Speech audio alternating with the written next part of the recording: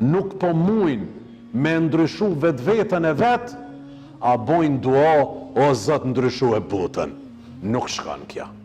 Njëri nga ulemat e mëdhejt e Islamit më ka pëlqy kur thot muslimanët janë bërë të atill, sa që shumë pak po kuptojnë nga feja, vetëm sa për t'i kryer ritualet formale.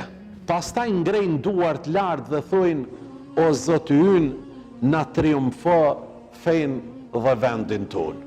Me pak njohuri, vetëm sa për t'ju kthy Zotit, për të falë, për t'a gjëru, për të shku në haqë, për diçka shumë të vogël, e në fund kërkojnë diçka gjigante, cilën, o Zoti ynë na ban fitimtar, neve dhe vendin tonë.